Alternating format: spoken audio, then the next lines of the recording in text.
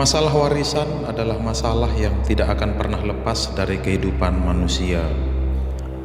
Bapak Ibu Saudara, dalam sejarah kehidupan manusia, pasti selalu saja muncul persoalan yang disebabkan karena hal warisan ini, baik yang hanya melibatkan komunitas kecil seperti keluarga maupun yang melibatkan banyak orang seperti perebutan kekuasaan dalam suatu kerajaan atau pemerintahan tertentu.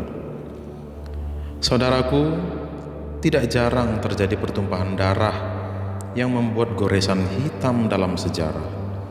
Sering terjadi pula pertikaian antar saudara, putusnya tali persaudaraan, bahkan pembunuhan karena hal ini. Tetapi yang tidak kalah dahsyatnya adalah ternyata warisan menentukan keadaan anak-anak di kemudian hari, baik di bumi ini maupun di kekekalan. Bagi orang tua yang memberi warisan, mereka harus bertanggung jawab di hadapan Tuhan berkenaan dengan hal tersebut. Kita yang adalah orang tua, kita harus bertanggung jawab. Kita akan bertanggung jawab di hadapan Tuhan berkenaan dengan hal tersebut. Karena begitu pentingnya hal warisan ini, negara pun menyusun hukum untuk mengatur masalah ini. Tetapi ironis sekali Bapak Ibu Saudaraku, gereja hampir tidak pernah membicarakan masalah tersebut dalam kehidupan jemaat, sehingga jemaat tidak memiliki panduan secara alkitabiah yang cukup memadai dalam menghadapi persoalan ini. Jemaat yang dimaksudkan di sini adalah mereka yang berdiri sebagai orang tua atau pihak yang memberi warisan, dan anak-anak selaku pihak yang menerima warisan. Warisan bisa diberikan oleh seseorang kepada penerima warisan yang tidak memiliki pertalian hubungan darah barangkali. Tetapi pada kesempatan ini kita akan lebih memfokuskan diri pada warisan orang tua terhadap anak. Apakah warisan itu, Bapak Ibu Saudaraku?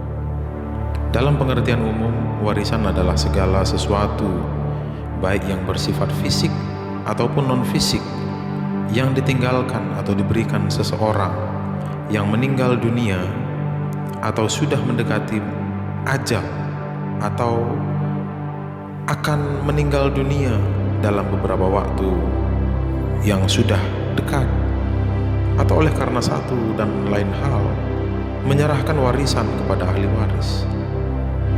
Dalam hal ini ahli waris adalah anak kandung atau bahkan anak adopsi atau siapapun yang ditunjuk untuk menerima warisan.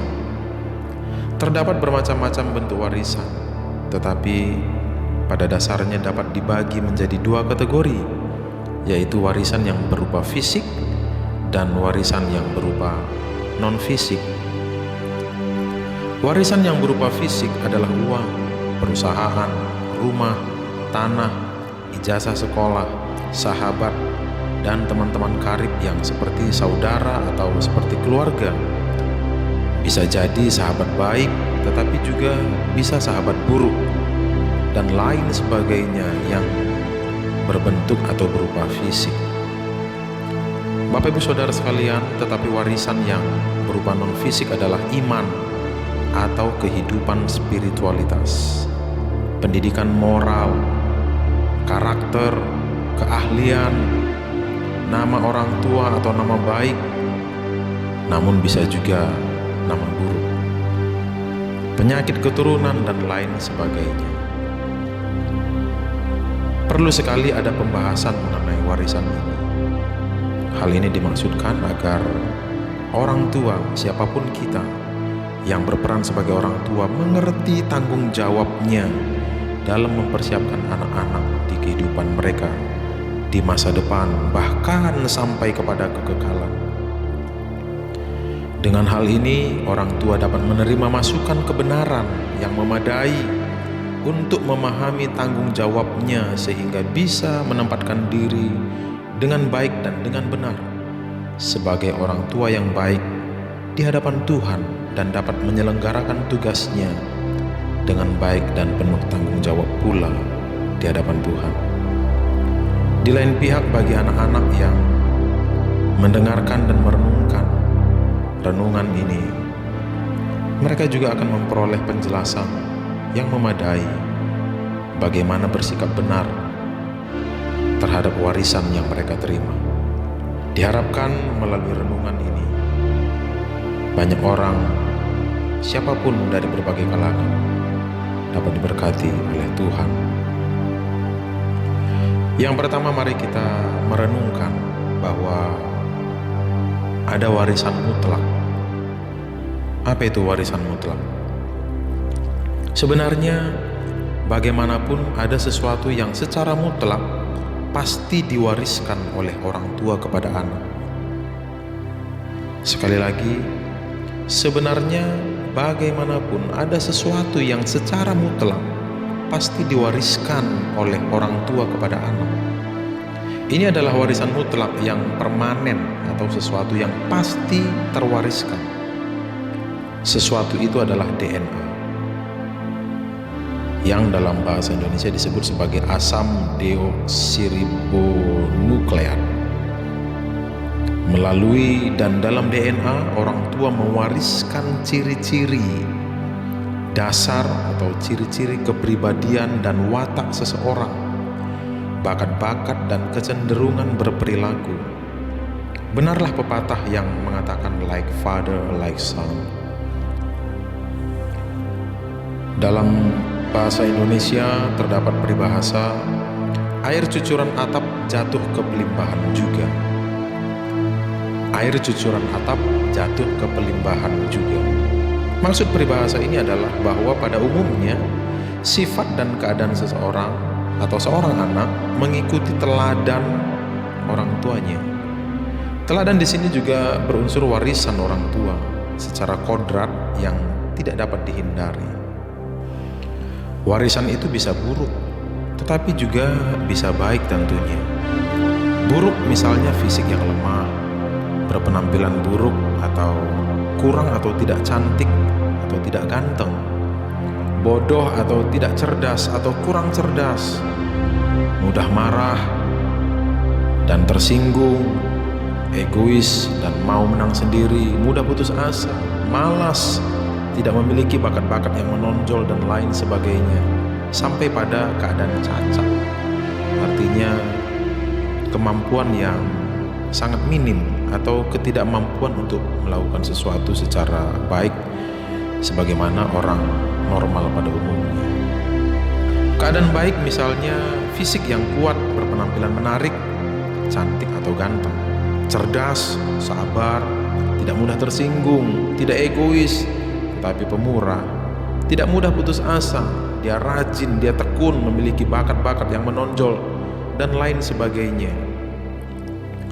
Kalau ada anak yang memiliki keadaan yang buruk berkenaan dengan karakter, kecerdasan, bakat, dan lain sebagainya, perlu orang tua merenung bahwa selain pengaruh lingkungan atau berbagai faktor eksternal, anak juga menerima warisan DNA dari orang tua.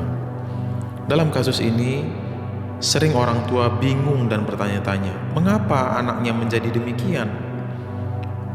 Orang tua tidak merasa memiliki keadaan buruk tersebut dan tidak merasa menurunkan warisan DNA yang buruk seperti itu terhadap anak-anak mereka. Harus dipahami Bapak Ibu Saudaraku, kalau orang tua didapati sekarang telah menjadi orang tua yang baik, hal itu disebabkan karena orang tua telah melalui proses panjang dalam kehidupan mereka. Banyak hal yang mereka jumpai, banyak hal yang mereka pelajari, sehingga pengalaman atau proses panjang itu membentuk mereka menjadi seperti hari ini. Sangat besar kemungkinan ketika mereka seusia anak tersebut atau seusia anak mereka, ketika orang tua yang hari ini sudah sangat dewasa, ketika mereka berusia seperti anak-anak mereka dengan lingkungan yang sama, bisa jadi orang tua tersebut juga memiliki keadaan yang tidak jauh berbeda. Oleh karena hal ini, maka orang tua bertanggung jawab mengarahkan anak-anak mereka kepada kehidupan yang baik.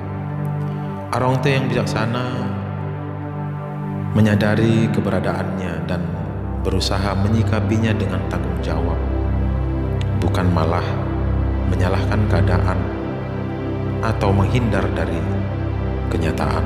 Keadaan tertentu yang dimiliki anak yang diperolehnya dari warisan nenek moyang atau orang tua harus diarahkan ke arah yang benar.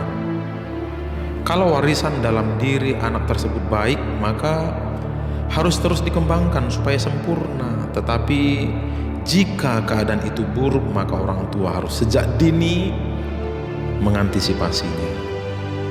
Antisipasinya adalah mengkikis keadaan buruk tersebut dan mengubahnya menjadi baik. Berkenaan dengan karakter atau watak anak yang buruk, orang tua harus menyadari sepenuhnya hal ini supaya orang tua dapat melakukan tindakan preventif atau tindakan pencegahan sebelum bencana menimpa anak-anak mereka dan menjadi tidak pernah bisa tertolong lagi.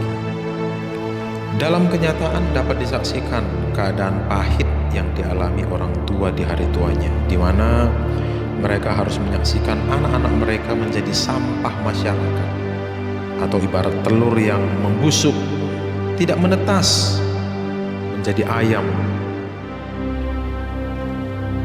Oleh karena sejak dini tidak diarahkan ke arah yang benar.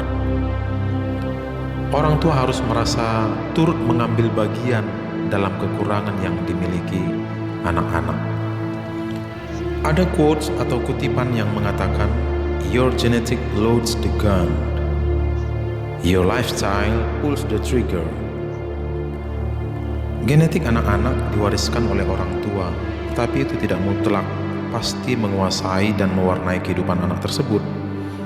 Lifestyle atau pola hidup atau gaya hidup yang akan menentukan apakah genetik yang diwarisi seseorang akan berkembang atau tidak. Hal ini tergantung bagaimana seseorang mengisi hidupnya.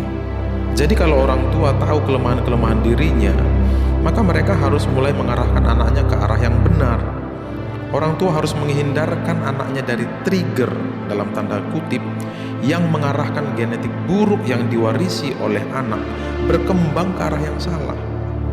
Pendidikan dan pergaulan yang menghasilkan gaya hidup yang salah adalah seperti menarik pemicu pistol atau menjadi trigger buruknya keadaan anak-anak. Perlu ditambahkan di sini, sebenarnya setiap orang istimewa. Setiap orang istimewa di hadapan Tuhan. Dan Tuhan memang menciptakan setiap orang itu istimewa. Tuhan pasti memberi keistimewaan kepada setiap individu. Bagaimana mengembangkannya tergantung dari usaha individu itu sendiri. Dalam hal ini orang tua bertanggung jawab mengembangkan potensi yang dimiliki oleh anak-anak mereka. Orang tua juga harus sabar ketika menghadapi kekurangan-kekurangan dan keadaan buruk yang dimiliki anak, bahkan kegagalan-kegagalan yang ada pada anak-anak mereka. Orang tua harus sadar bahwa sebagian keadaan itulah yang diturunkan oleh orang tua kepada anak-anak tersebut. Kalau seandainya sebelum lahir seseorang boleh memilih, sangat besar kemungkinan Bapak Ibu Saudara, anak-anak tersebut tidak mau memilih menjadi anak dari orang tua yang DNA-nya buruk. Anak manusia atau setiap orang akan memilih orang tua yang memiliki DNA yang baik tentunya. Tetapi kodrat telah berlaku demikian. Tidak ada yang bisa memilih di mana atau di keluarga siapa atau di orang tua yang mana mereka akan dilahirkan. Mereka harus menerima apa saja yang diwariskan orang tua, baik ayah maupun ibu. Dalam kaitannya dengan hal ini, hendaknya suami istri tidak saling mempersalahkan, seakan-akan keburukan atau watak